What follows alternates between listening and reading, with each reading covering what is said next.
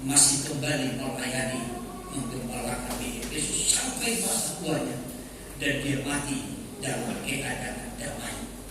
Ya, sudah sangat iman. Nah, suratan 1 Yohanes kita sudah pelajari, yang bertemakan persekutuan, ditujukan kepada anak-anak imannya dan kepada semua orang-orang percaya. Tetapi 2 Yohanes ini, kalau kita memperhatikan, tadi saya sudah sampaikan temanya, berjalan dalam kebenaran. Nah, dalam suratnya yang kedua ini penekanannya supaya kebenaran itu benar-benar kita terima sebagai orang percaya dan kita mentaati. Nah, ini yang ditekankan di sini, supaya orang benar atau orang percaya betul-betul menerima kebenaran itu dan mentaati kebenaran itu. Ya, ini yang ditekankan pada 2 Yohanes ini. Tentu setiap ataupun suratan para rasul ada latar belakang. Kenapa ditulis? Dan kepada siapa ditujukan? Kalau 1 Yohanes itu ditujukan kepada anak-anak imannya dan kepada semua orang percaya, sedangkan 2 Yohanes ini ditujukan kepada satu gereja lokal. Ya. Dan orang-orang percaya ataupun jemaat yang ada di gereja lokal itu, yang mana gereja lokal itu ada dalam binaan atau dalam asuhan dari Yohanes. Ya, jadi ada dalam binaannya. Ya. Nah, saudara, dalam suratnya ini digambarkan nanti seperti seorang ibu yang terpilih bersama dengan anak-anaknya. Ya, saya hanya kutip dari ayat pertama sampai kepada ayat 3 dulu sebentar. 2 Yohanes ayat 1 sampai ayat 3. Di situ perikopnya salam. Ya, coba. Demikian. Ya. Dari penatua kepada ibu yang terpilih, ya, dan anak-anaknya yang benar-benar aku kasihi. Ya, terus. Bukan aku saja yang mengasihi kamu, Ya. tetapi juga semua orang yang telah mengenal kebenaran. Ya, 2. Oleh karena kebenaran yang tetap di dalam kita, Terus. dan yang akan menyertai kita sampai selama-lamanya. Ya. Kasih karunia, rahmat dan damai sejahtera dari Allah Bapa dan dari Yesus Kristus anak Bapa akan menyertai kita dalam kebenaran dan kasih. Puji Tuhan. Kalau di situ perikopnya adalah salam dari ayat pertama sampai kepada ayatnya yang ketiga. Tetapi saya memberikan temanya bagi kita pada malam ini, mengasihi harus dalam kebenaran. Ya, mengasihi harus dalam kebenaran. Sebab di sini Rasul Yohanes menekankan, saudara, supaya kebenaran itu betul-betul diterima dan ditaati. Tadi saya sudah menyinggung latar belakang penulisan dan tujuan penulisan serta ditujukan kepada siapa. Ya, jadi surat ini juga memiliki latar belakang. Kenapa Rasul Yohanes menulisnya? Latar belakangnya karena pada waktu itu kesesatan-kesesatan untuk menyesatkan orang-orang percaya begitu marak. Ya, begitu marak. Ajaran-ajaran yang palsu, ajaran-ajaran yang menolak pengakuan tentang Yesus adalah anak Allah begitu marak. Pengajaran yang menolak pengakuan tentang Kristus yang telah mati bangkit dari kematian ini begitu marak. Ya, jadi ini yang melatar belakangi karena mulai munculnya kesesatan-kesesatan yang menyesatkan orang-orang percaya. Ya, menarik orang-orang percaya dari kebenaran kepada kesesatan. Ya, dalam ayat 7 dan ayat 8 ini yang melatar belakanginya. Saya kutip sebentar ayat 7 dulu, kita lompat dulu sebentar. Demikian. Sebab Sebab banyak penyesat telah muncul dan pergi ke seluruh dunia. Sebab telah banyak penyesat muncul dan pergi ke seluruh dunia. Ke seluruh dunia ya. Bukan hanya kepada satu negara, bukan hanya kepada satu daerah, tetapi ke seluruh dunia. Ya, untuk menyesatkan. Terus yang tidak mengaku bahwa Yesus Kristus telah datang sebagai manusia, itu adalah si penyesat dan antikristus. Yang tidak mengakui Yesus sebagai manusia yang telah datang sebagai manusia. Ya, yang tidak mengakui Yesus sebagai Allah yang sudah menjadi manusia. Ya, ia adalah si antikristus. Si penyesat dan antikristus. Nah ini yang melatar belakanginya. Iya, terus ayat 8, waspadalah. Waspadalah, supaya kamu jangan kehilangan apa yang telah kami kerjakan itu, tetapi supaya kamu mendapat upahmu sepenuhnya. Iya, nah waspadalah. Jadi melalui suratnya ini, Rasul Yohanes mengingatkan supaya umat Tuhan betul-betul waspada. Nah ini supaya kita mengerti latar belakangnya. Ya jadi saudara, semua kitab, semua surat daripada rasul-rasul ini, termasuk 2 Yohanes ini ditulis. Ya karena ada latar belakangnya. Apa yang melatar belakanginya? Munculnya kesesatan-kesesatan yang akan menyesatkan orang-orang percaya. Ya, maka diberikanlah surat ini, firman ini, kebenaran ini, supaya umat Tuhan terhindar dari kesesatan. Hal yang sama juga pada zaman akhir ini. Yang mampu untuk menolong kita, menghindarkan kita, melepaskan kita dari kesesatan adalah firman kebenaran. Haleluya. Ya, firman kebenaran.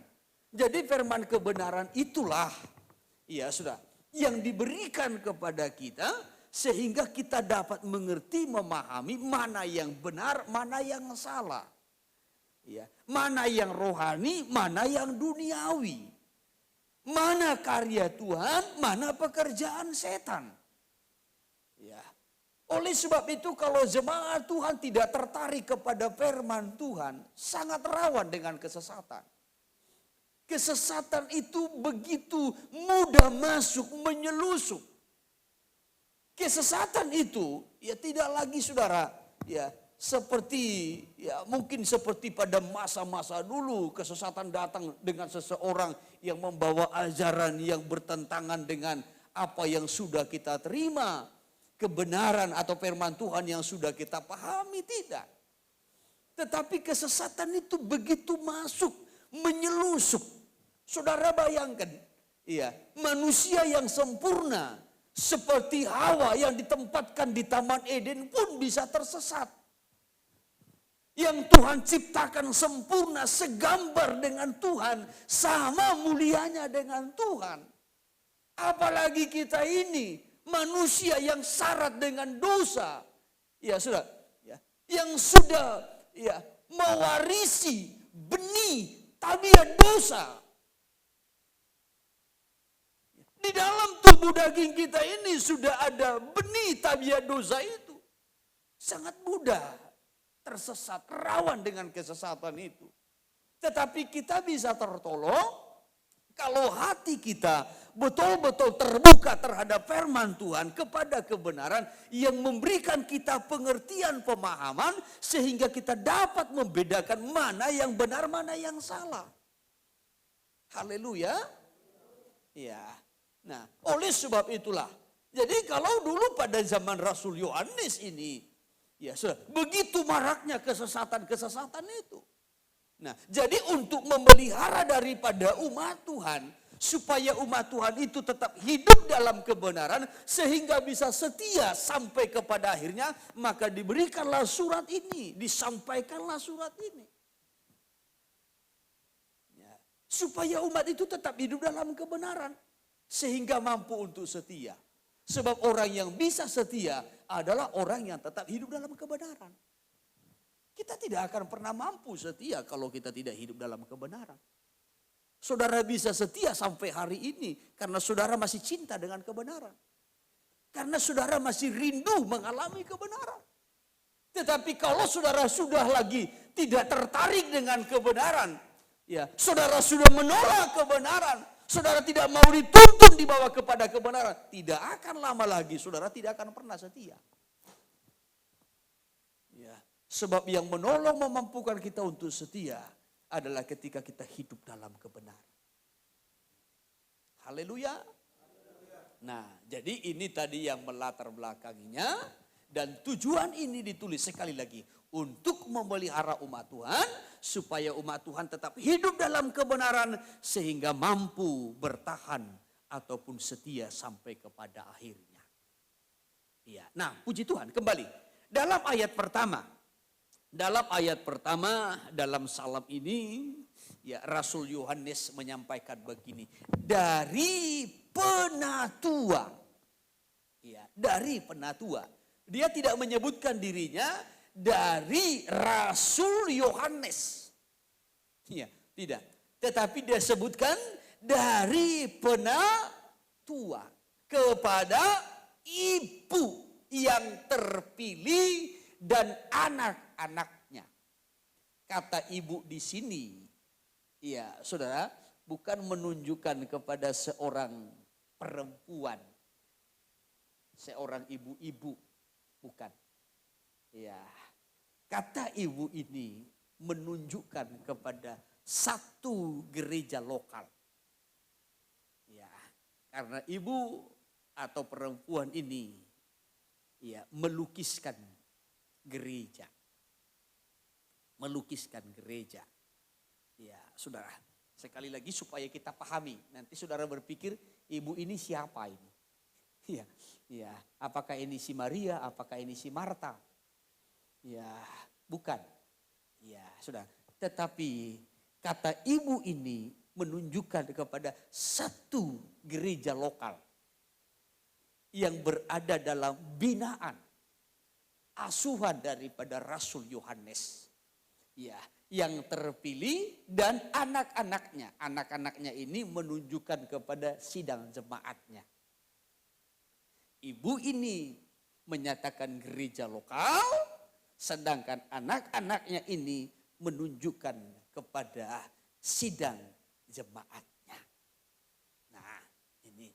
Jadi satu gereja lokal bersama dengan jemaat. Ya, saya berikan satu contoh gambaran supaya lebih gampang. Iya, saudara. GBI UCM Pasir Indah digembalakan oleh Pendeta Wilson Sinaga. Tetapi ada cabang ya juga yang tetap dalam binaan GBI UCM Katolik Mandiri. Ya, saudara, ini hanya gambaran saja. Ya, sudah. Ya, contohnya saya memberikan surat pesan kepada jemaat yang ada di Katolik Mandiri. Ya, yang tetap dalam binaan. Ya. Jadi demikian dulu Rasul Yohanes menyampaikan suratnya kepada ibu yang terpilih, menunjukkan, menggambarkan satu gereja lokal yang ada dalam binaannya dan anak-anaknya ini menunjukkan kepada sidang jemaatnya. Ya, saudara perhatikan. Ya, di sini kita lanjutkan. Yang benar-benar aku kasihi. Nah, ini Rasul Yohanes berkata kepada ibu yang terpilih dan anak-anaknya. Jadi kemarin ditujukan suratnya kepada satu gereja lokal yang berada dalam binaannya. Mungkin kita bertanya, kenapa Rasul Yohanes tidak mencantumkan namanya? Ya, kenapa gereja ini juga diistilahkan dengan ibu dan jemaat ini diistilahkan dengan anak-anak? Kenapa tidak menyebutkan nama? Ingat, pada masa itu kekristenan berada dalam aniaya. Ya, aniaya. Sehingga segala sesuatu yang berkaitan dengan kekristenan, pelayanan, ya saudara, surat menyurat, ya, yang ada kaitannya demi membangun iman, pertumbuhan rohani daripada orang-orang Kristen, itu sangat dibatasi, itu sangat dihalangi. Ya, jadi kalau Yohanes mencantumkan namanya di situ dan surat ini sampai ke tangan orang lain yang menganiaya kekristenan, saudara, ini ada resikonya. Kalau dicantumkan di sini nama gerejanya, ya, saudara, alamat gerejanya, sementara kekristenan mengalami aniaya, itu besar resikonya. Maka digambarkan gereja itu ya, seperti seorang ibu yang terpilih dan jemaatnya adalah anak-anaknya. Maka Rasul Yohanes juga tidak mencantumkan namanya, ya, tetapi dia menyebutkan dari penatua kepada ibu yang terpilih, ya, dan anak-anaknya yang benar-benar aku kasihi. Ya. Yang benar-benar aku kasihi. Wah. Ini bukan kasih atau cinta yang palsu, tetapi benar-benar dikasihi. Kasih yang benar, kasih yang sesungguhnya. Rasul Yohanes di sini menyatakan, ya sudah, bagaimana kasihnya, cintanya kepada jemaat ini. Ya, maka dikatakan di sini yang benar-benar aku kasihi. Ya, bukan kasih yang pura-pura. Ya, bukan cinta yang palsu, tidak. Tetapi kasih yang sesungguhnya. Ya, kasih yang sesungguhnya. Kalau kita memperhatikan di sini ada 4 kali Rasul Yohanes menyatakan tentang kebenaran. Ya, iya. Saya ulang, dari penatua kepada ibu yang terpilih dan anak-anaknya yang benar-benar aku kasihi. Perhatikan, bukan aku saja yang mengasihi kamu, tetapi semua orang yang telah mengenal kebenaran. Iya. Mengenal kebenaran, ayat 2-nya, oleh karena kebenaran, ya, yang tetap di dalam kita dan yang menyertai kita sampai selama-lamanya. Ayatnya yang ketiga, ayat 3, kasih karunia, rahmat dan damai sejahtera dari Allah Bapa dan dari Yesus Kristus, Anak Bapa, akan menyertai kita dalam kebenaran. Ya, jadi berulang-ulang Rasul Yohanes menyampaikan kebenaran. Ibu dan anak-anaknya yang aku kasihi, yang benar-benar aku kasihi. Di sini Rasul Yohanes menyatakan tentang kebenaran, kesungguhan. Ya, jadi bukan sekedar mengasihi, ya sudah, tetapi benar-benar mengasihi. Tentu kalau kita bicara tentang kebenaran, benar-benar mengasihi, mungkinkah manusia atau mampukah manusia mengasihi dalam kebenaran satu dengan yang lain?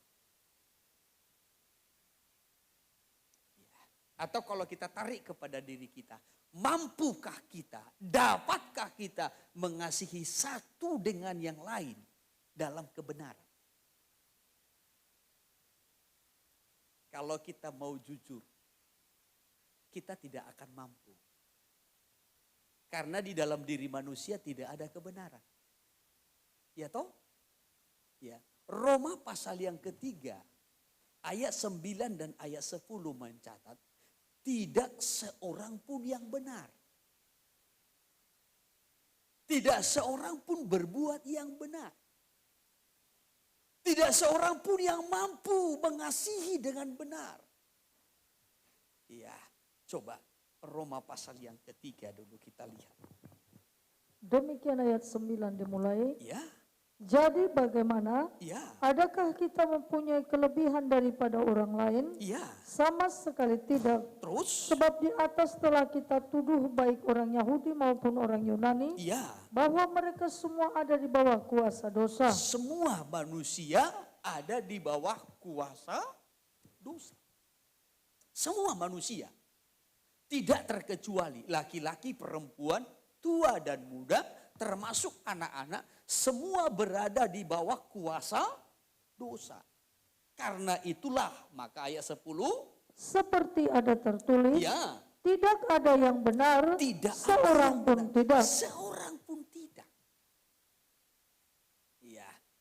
Tidak ada yang benar, seorang pun tidak.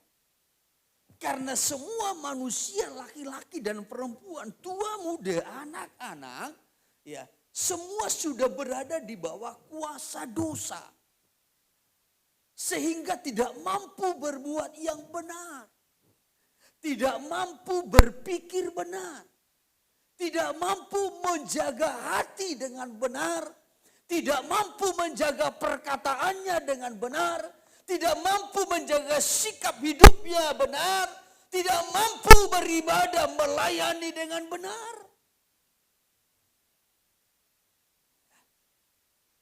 Tidak seorang pun manusia yang mampu melakukan kebenaran. Tetapi kenapa Rasul Yohanes berkata, ibu dan anak-anaknya yang benar-benar aku kasih. Mampukah kita mengasihi dengan kebenaran?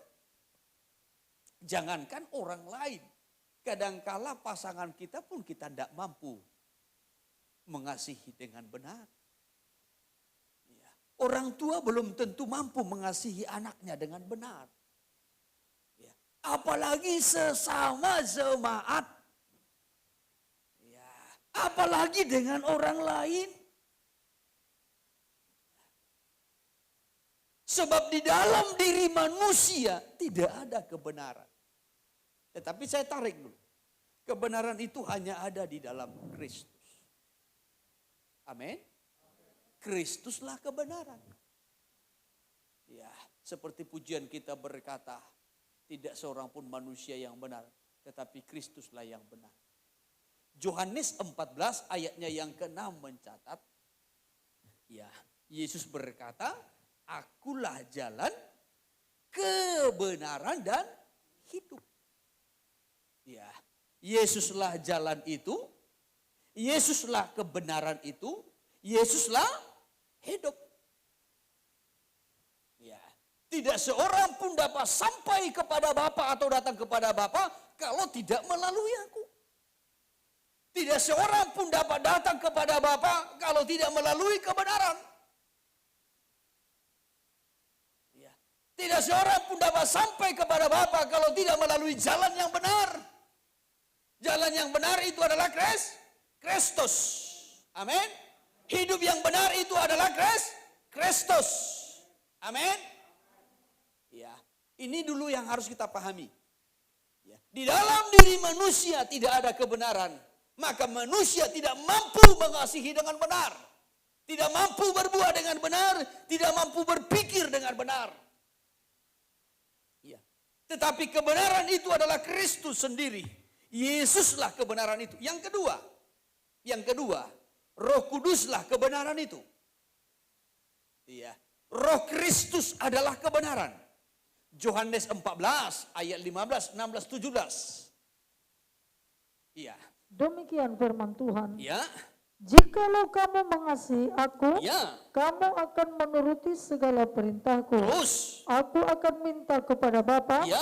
dan Ia akan memberikan kepadamu seorang penolong yang lain. Seorang penolong yang lain. Ya, terus.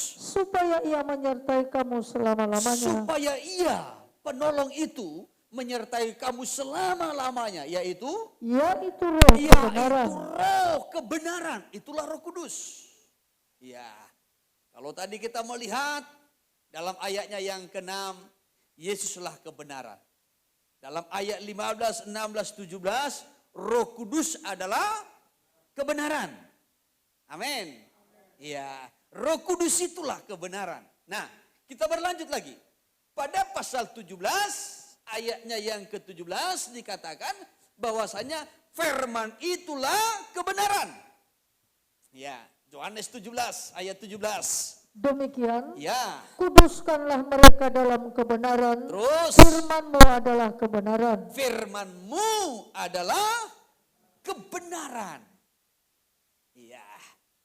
Jadi dari 3 ayat ini kita melihat bahwasanya Yesuslah kebenaran, Roh Kuduslah kebenaran, firmanlah kebenaran. Sementara di dalam diri manusia tidak ada kebenaran. Ya. Sebab dosa telah berkuasa dalam hidup manusia. Sehingga manusia tidak mampu melakukan kebenaran. Bagaimana manusia dapat mengasihi dengan benar?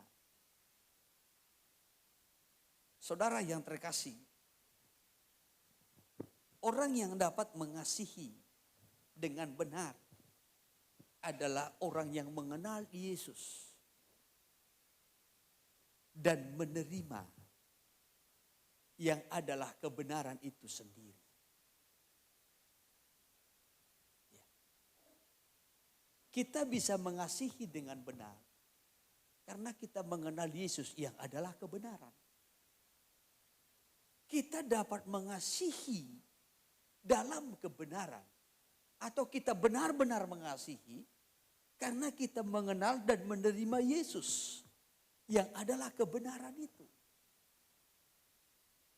Pada dasarnya kita tidak mampu benar-benar mengasihi seseorang atau orang lain. Ya. Sebab di dalam diri kita tidak ada kebenaran. Yang ada adalah tabiat-tabiat dosa. Kita dibutakan oleh ilah zaman, dibutakan oleh dosa, sehingga kita tidak mengenal kebenaran. Yang kita tahu hanya keegoisan, kepentingan diri sendiri, kesombongan, keangkuhan, ya, kecemaran.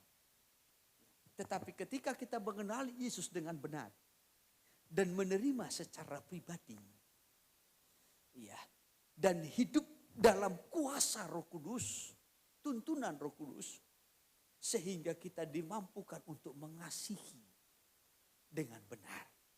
Ya, saya tarik mundur dulu kembali kepada suratan 1 Yohanes. Suratan 1 Yohanes pasal yang kelima, yang terakhir kita perhatikan pada tahun yang lalu dalam ibadah pendalaman Alkitab yang terakhir ayat 20. Ayat 20. Demikian firman Tuhan. Ya. Akan tetapi kita tahu ya, bahwa anak Allah telah datang dan telah mengaruniakan pengertian kepada kita. Anak Allah itulah Yesus. Telah datang, ya, dan telah mengaruniakan pengertian kepada kita. Supaya kita mengenal yang benar. Supaya kita mengenal yang benar. Supaya kita mengenal yang benar.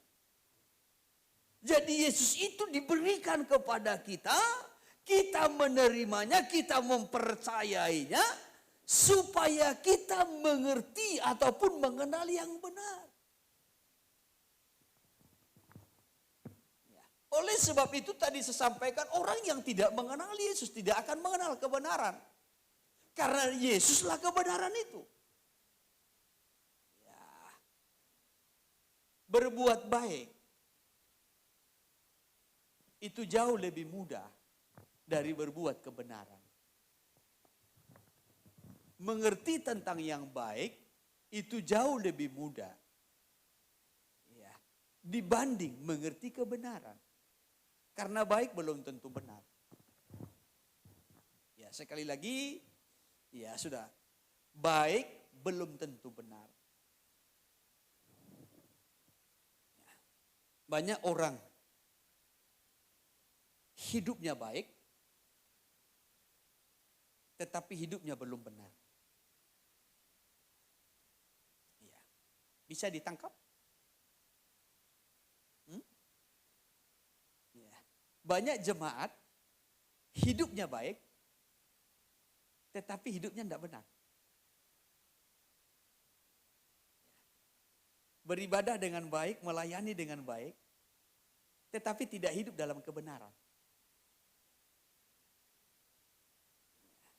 Jadi bedakan antara baik dengan benar. Berbuat kebaikan jauh lebih mudah dari berbuat kebenaran. Untuk kita mengerti, memahami atau mengenal yang benar, itu hanya dapat kita pahami di dalam Kristus. Dalam Kristus. Maka dikatakan dalam ayat 20 ini, Yesus telah datang bagi kita supaya olehnya kita diberi pengertian, pemahaman untuk mengenal yang benar. Ya. Sehingga kita tahu yang mana yang benar, yang mana yang salah. Ya. Tidak semua yang baik itu benar. Tetapi kebenaran itu hanya ada di dalam Kristus. Orang berbuat baik di luar Kristus, itu bukan kebenaran, itu kebaikan.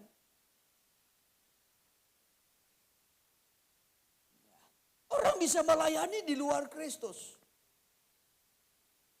Orang bisa beribadah di luar Kristus. Ibadahnya baik, pelayanannya baik, tetapi bukan dalam kebenaran. Bicara tentang kebenaran, kebenaran itu hanya ada dalam Kristus. Dan Kristuslah yang memberikan kita pengertian, pemahaman tentang kebenaran. Haleluya. Nah, kembali sekali lagi. Ayatnya yang ke-20 ini. Akan tetapi kita tahu ya, bahwa anak Allah telah datang dan telah mengaruniakan pengertian kepada kita, ya, supaya kita mengenal yang benar. Supaya kita mengenal yang benar melalui Kristus. Dan kita ada di dalam yang benar. Ya. Di dalam anaknya Yesus Kristus. Dan kita ada di dalam yang benar, yaitu di dalam Yesus. Ya, ada di dalam Yesus. Kita dikatakan benar ketika kita ada dalam Yesus dan Yesus di dalam kita. Ya. Di luar Yesus sebagai anak Allah tidak ada kebenaran. Tetapi kebenaran itu hanya ada dalam Yesus. Ketika Yesus ada di dalam kita dan kita ada di dalam Dia. Ya. Bagaimana caranya? Melalui firman. Melalui firman. Ya. Artinya saudara, firman itu ada di dalam kita dan kita ada dalam firman. Bagaimana caranya kita ada dalam firman? Hidup kita ini seturut dengan firman. Hidup kita ini taat kepada firman. Hidup kita ini kita cocokkan dengan firman. Ya. Dan firman itu ada di dalam diri kita. Yang mengendalikan seluruh hidup kita ini. Sehingga segala sesuatu yang kita perbuat pun, kita perbuat seturut dengan firman Tuhan. Haleluya. Itu yang disebutkan kita ada dalam Yesus dan Yesus di dalam kita. Jadi jangan pemahaman kita bahwasanya, ya, aku ada dalam Yesus. Apa tandanya? Aku percaya Yesus. Aku mengakui Yesus sebagai Tuhan dan Juru Selamat. Puji Tuhan. Ya, tetapi yang dimaksudkan bahwasanya kita ada di dalam Yesus dan Yesus ada di dalam kita. Ya, tentu bukan secara jasmani, lahiriah. Ya.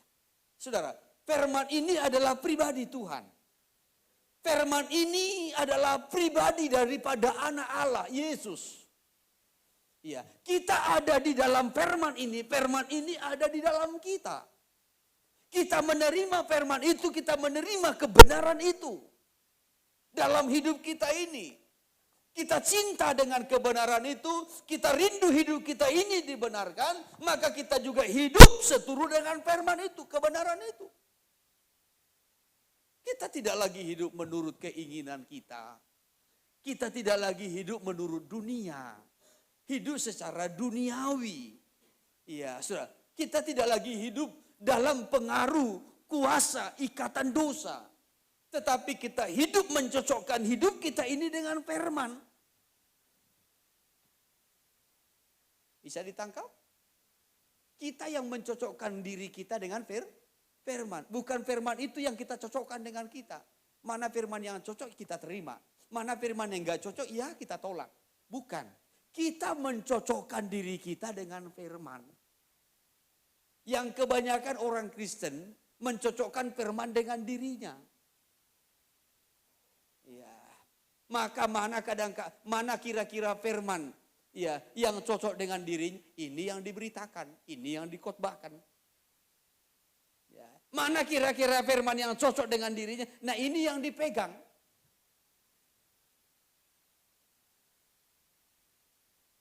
Ini yang diterima. Ya. Kalau firman Tuhan berkata, di dalam Kristus engkau akan berhasil, engkau akan beruntung. Nah ini saja yang dipegang. Karena menurutnya cocok. Ya. Tetapi ketika firman berkata, mengikut Yesus menderita. Enggak cocok.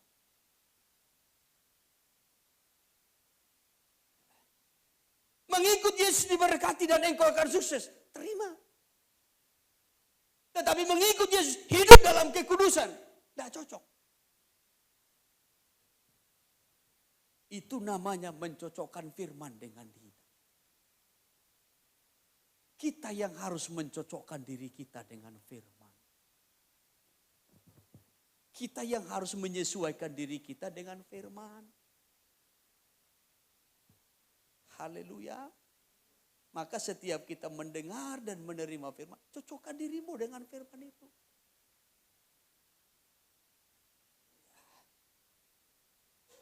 Supaya hidup kita ini betul-betul seturut dengan firman. Nah, tadi di awal saya sudah sampaikan, tema daripada suratan 2 Yohanes ini adalah berjalan dalam kebenaran.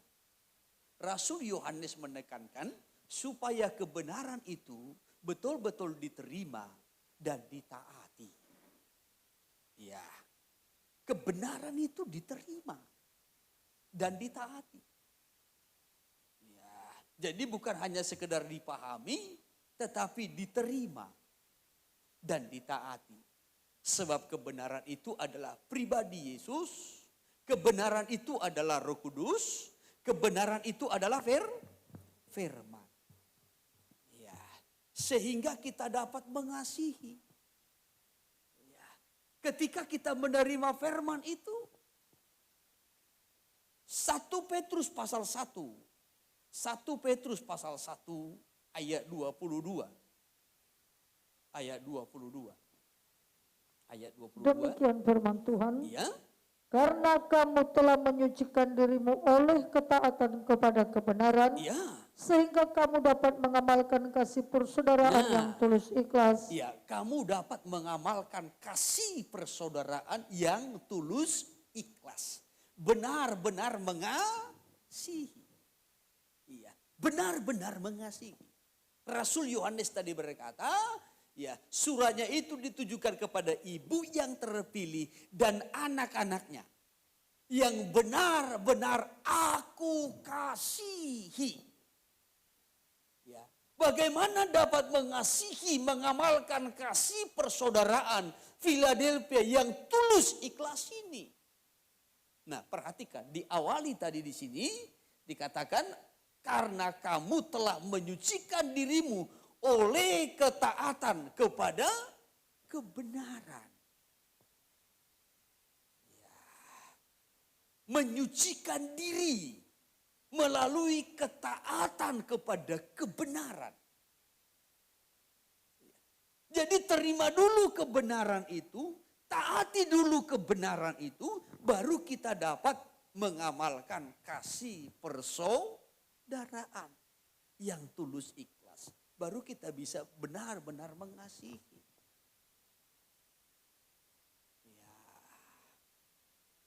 Ini kasih yang benar. Jadi bukan kasih yang palsu. Sudah menjadi sifat manusia ya dosa, manusia daging. Mengasihi itu dengan kepalsuan. Ya, kita bisa mengasihi orang lain karena kita masih merasa diuntungkan. Ya, karena merasa diuntungkan. Saudara mengasihi saya karena masih merasa saudara diuntungkan. Kalau saudara merasa saya rugikan, saudara tidak akan pernah mampu mengasihi saya. Kita bisa mengasihi orang lain karena kita masih merasa diuntungkan.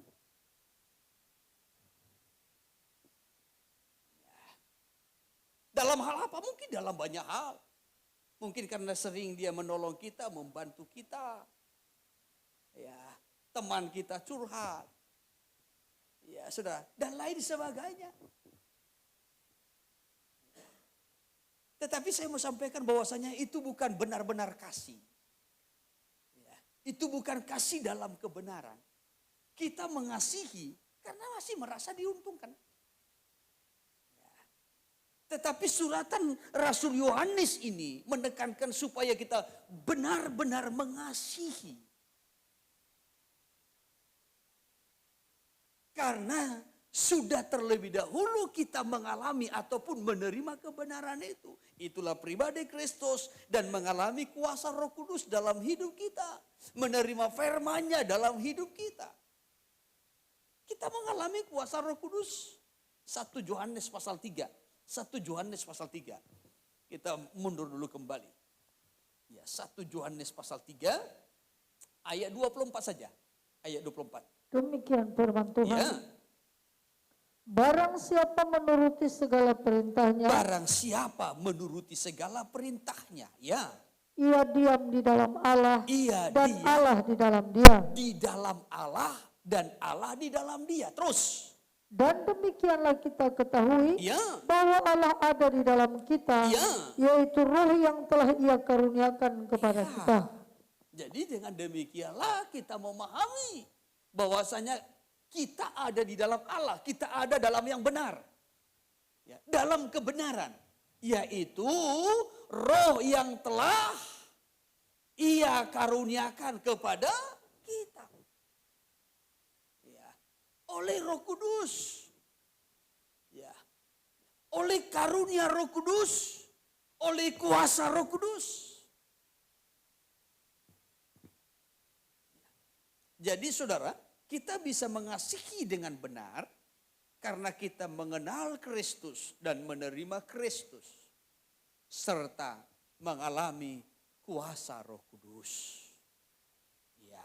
Nah, jadi selama kita dalam kebenaran itu kita bisa mengasihi dengan benar.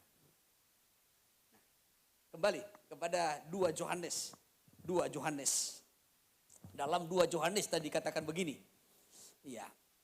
Saya ulang ayat pertama sampai kepada ayatnya yang kedua. Dari penatua kepada ibu yang terpilih dan anak-anaknya yang benar-benar aku kasihi.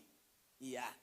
Bukan aku saja yang mengasihi kamu, tetapi juga semua orang yang telah mengenal kebenaran. Perhatikan ayat 2-nya. Oleh karena kebenaran yang tetap di dalam kita. Ya. Kebenaran yang tetap di dalam kita. Dan yang akan menyertai kita sampai selama-lamanya. Artinya selama kita tetap ada dalam kebenaran itu, kita akan dimampukan mengasihi, berfiladelfia dengan benar.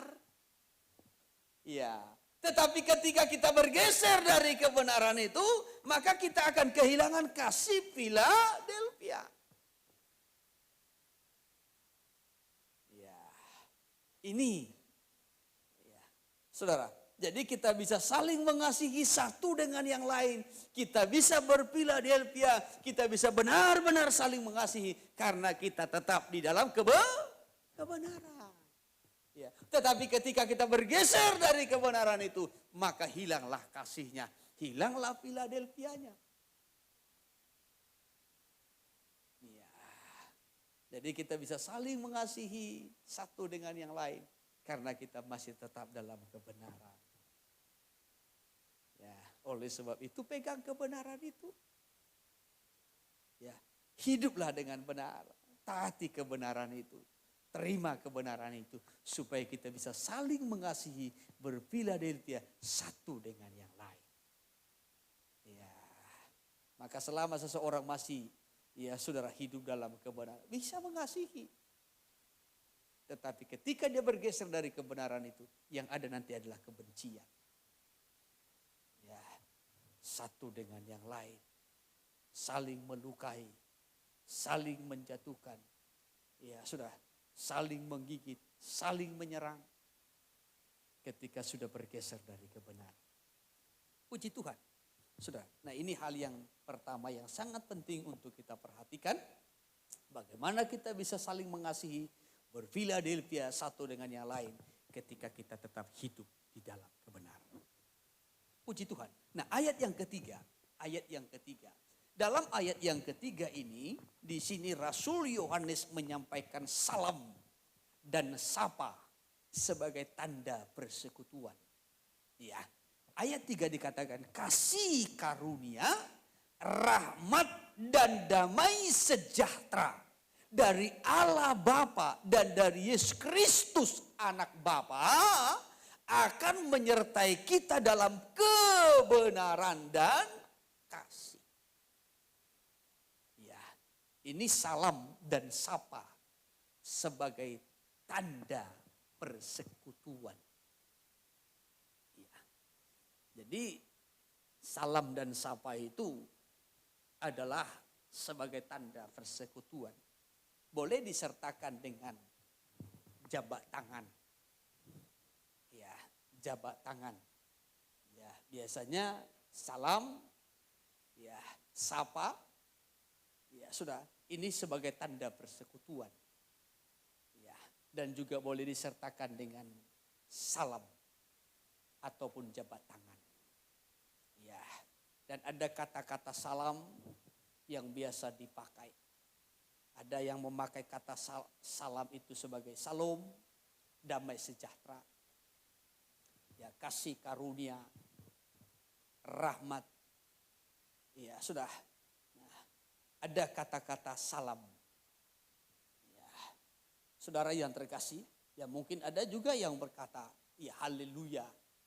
Ya, hanya kata salam yang sering dipakai itu adalah shalom, damai sejahtera. Shalom Elohim. Ya, biasanya itu disambut ataupun dibalas kembali Elohim Shalom. Ya, saudara yang terkasih, ya, jadi ada salam sapa. Ya. Kalau kita memperhatikan dalam kitab Galatia pasal yang kedua ayatnya yang ke-9. Biasanya salam dan sapa ini ya disertakan dengan jabat tangan. Jadi jabat tangan itu juga adalah tanda persekutuan. Kita menyapa seseorang, memberikan salam kepada seseorang, itu tanda persekutuan. Ya, tanda persekutuan. Kita berkata kepada seseorang dalam salam, shalom. Ya, shalom Elohim. Elohim shalom. Ya, itu adalah sapa. Ya, sapa tanda persekutuan. Yang biasa juga disertakan dengan jabat tangan. Ya, dalam Galatia pasal 2 ayat yang ke-9, ayat 9 ya. Dan setelah melihat kasih karunia yang dianugerahkan kepadaku, ya, maka Yakobus, Kefas dan Yohanes. Yakobus, Kefas dan Yohanes. Ya, terus yang dipandang sebagai soko jemaat. Yang dipandang sebagai soko guru jemaat, terus berjabat tangan dengan aku. Berjabat tangan dengan aku. Ya, kata Rasul Paulus. Ya, ketika bertemu dengan Yakobus, Kefas ataupun Petrus dan juga Yohanes sebagai soko guru jemaat. Ya, tiang penopang di tengah-tengah jemaat. Ya, berjabat tangan dengan aku terus. Dan dengan Barnabas sebagai tanda persekutuan. Dan juga dengan Barnabas sebagai tanda persekutuan. persekutuan. Ya. Jadi salam, sapa, ya, disertai dengan jabat tangan itu adalah tanda persekutuan. Ya. Maka kalau berjabat tangan jangan hanya jabat tangan saja. Ya. Betul-betul saudara harus mengalami tanda persekutuan. Saya kadang-kala kalau melihat jemaat asal salam aja. Nah, kadang asal lewat saja. Tangan begini saja lewat. Itu bukan tanda persekutuan. Ya. Kalau dikatakan persekutuan ini, ya betul-betul roh kita mengalami persekutuan. Ketika kita berkata kepada seseorang shalom, ya memang roh kita mengalami persekutuan. Ada damai sejahteranya. Ya. Sehingga kata shalom itu tidak hanya sekedar suatu kata-kata ungkapan pertemuan saja, tidak. Tetapi ketika kita berkata shalom, ya memang ada damai sejahtera. Ya. Kita merasakan damai sejahtera. Sehingga kita berkata shalom. Dan orang yang mendengar dan menerimanya juga mengalami damai sejahtera. Ya. Itu yang disebutkan dengan salam. Ya. Persekutuan. Sapa persekutuan. Berjabat tangan dalam persekutuan. Maka kalau berjabat tangan itu jangan hanya salam saja. Kadang disalam dilihat pun dah. Itu bukan tanda persekutuan. Ya. Kalau saudara salam, ya, berikan sapanya, shalom atau selamat hari Minggu, ya, selamat malam, nah, selamat pagi. Jadi ada sapanya, ada persekutuannya. Ya, shalom, ya shalom, ya selamat pagi, ya selamat pagi. Salam sehat, ya salam sehat, terserahlah. Mau pakai salam apa, mau pakai sapa apa, ya. Tetapi dalam semua salam dan sapa yang kita pakai, kita gunakan, ya sudah, sebagai tanda persekutuan. Roh kita mengalami persekutuan. Ya.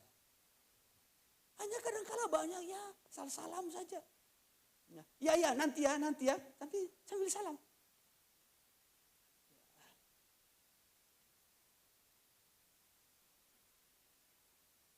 Lumayan kalau kena tangannya, kalau kecucu hidungnya. Maka kalau salam itu salam dan berikan sapaan. Apakah shalom, apakah haleluya, terserah.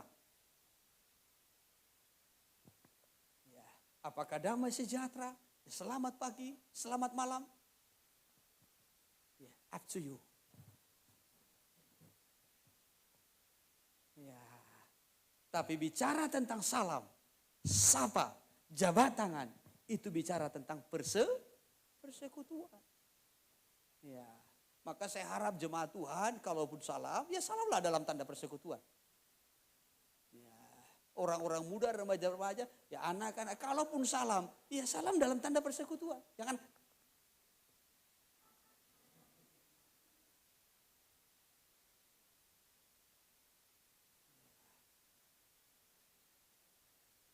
beri salam, silakan.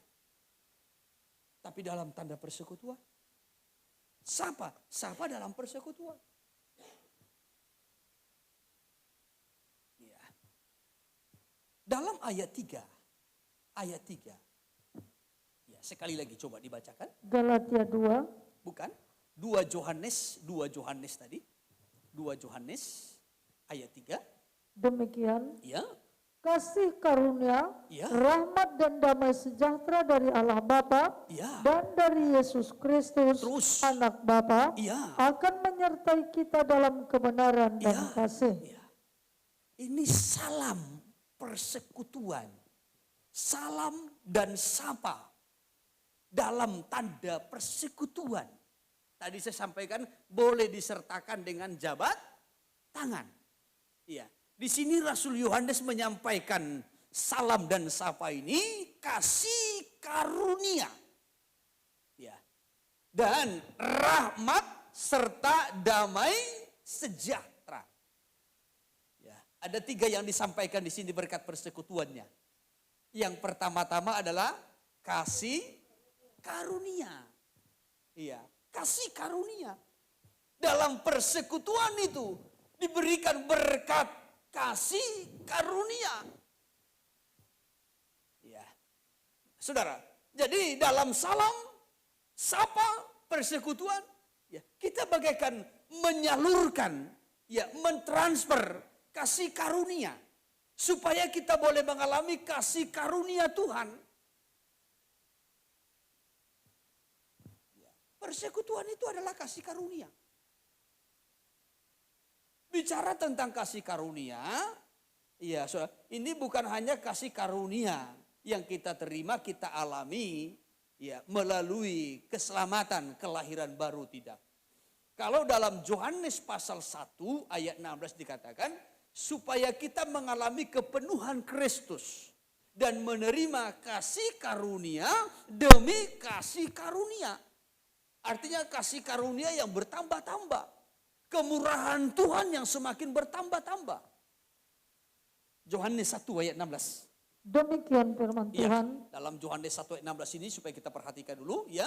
Karena dari kepenuhannya kita semua telah menerima kasih karunia demi kasih karunia. Ya, kita menerima kasih karunia demi kasih karunia. Ya, jadi kasih karunia itu kita terima tidak hanya sekali, tetapi berkelanjutan. Kasih karunia yang pertama kita terima adalah ketika kita lahir baru. Kita menerima kasih karunia, keselamatan. Kita diselamatkan karena kasih karunia Tuhan.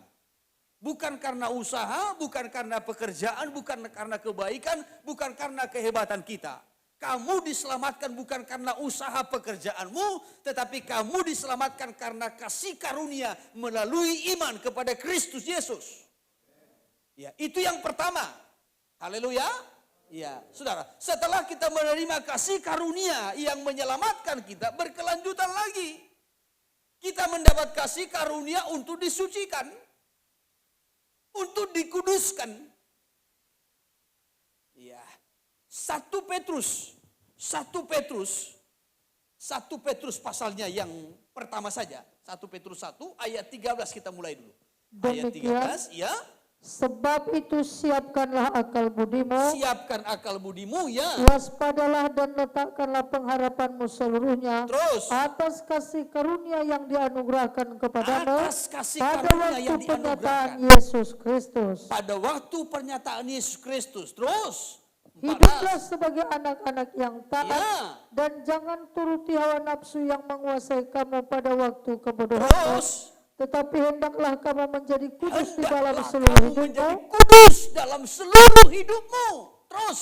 Sama seperti Dia yang kudus yang telah memanggil kamu. Sama seperti Dia yang kudus yang telah memanggil kamu. Jadi kita di sini mendapat kasih karunia untuk dikuduskan. Yang pertama tadi kita mendapat kasih karunia untuk diselamatkan. Yang kedua kita mendapat kasih karunia untuk dikuduskan. Untuk dikuduskan. Jadi kalau kita bisa hidup dalam kekudusan karena kasih karunia. Sulit bagi manusia daging untuk bisa hidup kudus. Sulit bagi manusia yang memiliki ambisi untuk bisa hidup kudus. Sulit bagi manusia yang memiliki pikiran untuk bisa hidup kudus. Ya. Tetapi kalau kita bisa hidup dalam kekudusan karena kita mendapat kasih karunia Tuhan. Kita bisa menguduskan hati kita, kita bisa menguduskan pikiran kita bisa menguduskan motivasi kita, ambisi-ambisi kita, keinginan-keinginan kita. Karena kita mendapat kasih karunia. Banyak orang dicemari hidupnya karena hatinya. Banyak orang dicemari hidupnya karena pikirannya. Banyak orang dicemari hidupnya karena perkataannya. Tetapi kalau kita bisa menguduskan diri kita karena kita mendapat kasih karunia. Kita mendapat kasih karunia untuk diselamatkan. Kita mendapat kasih karunia untuk hidup kudus. Dan yang terakhir, yang ketiga, kita mendapat kasih karunia untuk sempurna. Ya, untuk sempurna. 1 Petrus pasalnya yang kelima ayat 10. 1 Petrus pasal 5 ayat 10. Demikian firman Tuhan. Dan Allah sumber segala kasih karunia. Allah sumber segala kasih karunia, ya. Yang telah memanggil kamu dalam Kristus kepada kemuliaannya yang kekal. Memanggil kamu dalam Kristus kepada kemuliaannya yang kekal. Ini bicara tentang kesempurnaan. Dalam terjemahan lama itu dikatakan yang menyempurnakan. Kasih karunia yang menyempurnakan. Melengkapi, meneguhkan, mengokohkan, menguatkan, menyempurnakan. Saya kutip terjemahan lama sebentar. Ayat 10. Demikian ayat 10. Iya. Maka Allah pohon segala anugerah. Pohon segala anugerah, kasih karunia. Ya. Yang sudah memanggil kamu masuk kemuliaannya yang kekal Terus, itu ya. di dalam Kristus. Terus. Sesudahnya kamu merasai sengsara di dalam sedikit masa. Ya. Sendiri akan menjadikan kamu sempurna. Ya. Dan tetap dan kuat dan beralas. Ya. Menjadikan kamu sempurna. Adalah kasih karunia. Ya.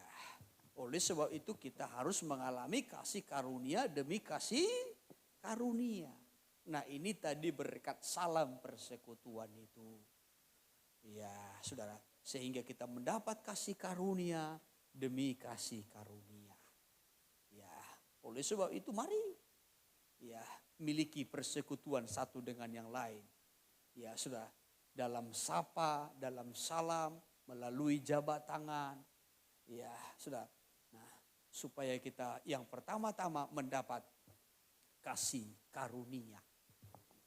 Ya, mendapat kasih karunia. Ya. Saudara yang terkasih, itu berkat daripada persekutuan itu tadi. Ya. Yang pertama-tama berkatnya adalah kasih karunia. Kasih karunia yang berkelanjutan. Ya. Sehingga ya sudah, kalau ini kita pelihara, persekutuan ini, kita akan terus semakin mengalami kasih karunia demi kasih karunia. Ya, maka jalin persekutuan satu dengan yang lain dalam kebenaran. Haleluya. Ya, jalin persekutuan satu dengan yang lain. Ya, ketika kita bisa menjalin persekutuan satu dengan yang lain, kita akan terus semakin mengalami kasih karunia keselamatan, kesucian, bahkan terus semakin diperlengkapi untuk disempurnakan.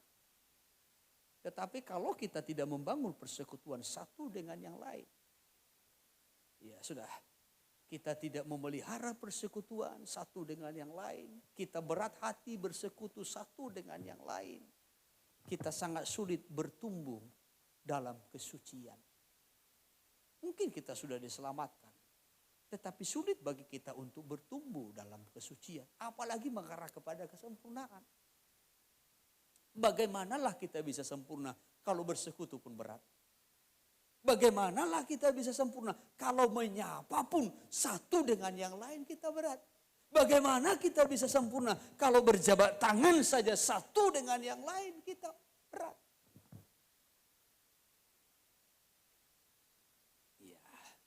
Jadi bangun persekutuan satu dengan yang lain. Supaya berkat persekutuan itu yang pertama tadi, yaitu kasih karunia. Baru yang kedua adalah rahmat. Ya, pengertian rahmat itu adalah belas kasihan. Ya, belas kasihan. Baru yang ketiga adalah damai sejahtera. Ya, damai sejahtera. Jadi ketika kita dapat bersekutu satu dengan yang lain, kita akan memiliki damai sejahtera. Ya, damai sejahtera. Ya, sudah. Tetapi kalau kita tidak bisa bersekutu satu dengan yang lain, tidak membangun persekutuan satu dengan yang lain, kadangkala kita kehilangan damai sejahtera. Ya, kehilangan damai sejahtera. Ya, Tidak sedikit orang yang tidak bisa bersekutu satu dengan yang lain. Damai sejahteranya, sukacitanya, ketenangannya, ya sudah, kesejahteraannya itu hilang. Ya, yang ada persungutan, yang ada kedongkolan, kejengkelan, ya melihat orang lain, saudara. Ya, ketika kita melihat orang lain, kekurangan orang lain, keterbatasan orang lain, yang ada kejengkelan. Tetapi ketika kita dapat menyapanya, ya sudah, kita dapat bersekutu dengan dia, ada sejahtera. Haleluya. Ya. Nah, ada dua hal ini yang ditekankan oleh Rasul Yohanes. Ya, pada bagian yang pertama ini dari ayat 1 sampai kepada ayatnya yang ketiga. Yang pertama-tama tadi, ya sudah, supaya kita menerima dan mentaati kebenaran. Ya, kebenaran itu hanya ada di dalam Kristus Yesus, dalam Roh Kudus, dan di dalam firman-Nya. Dan selama kita ada dalam kebenaran, hidup dalam kebenaran, kita dapat mengamalkan kasih persaudaraan satu dengan yang lain. Kita bisa mengasihi dengan benar. Ya, kita bisa benar-benar mengasihi saudara-saudara kita, orang-orang percaya satu dengan yang lain. Nah, hal yang kedua, miliki salam, sapa, boleh disertakan dengan jabat tangan, tetapi semua itu adalah sebagai tanda persekutuan. Kita bisa mengalami persekutuan, menikmati persekutuan satu dengan yang lain, sehingga berkat persekutuan itu menjadi milik kita. Ada kasih karunia demi kasih karunia yang kita alami. Ya, bahkan kita mendapat rahmat Tuhan atau belas kasihan Tuhan. Bahkan yang ketiga adalah damai sejahteranya. Haleluya. Saya tidak perpanjang firman ini.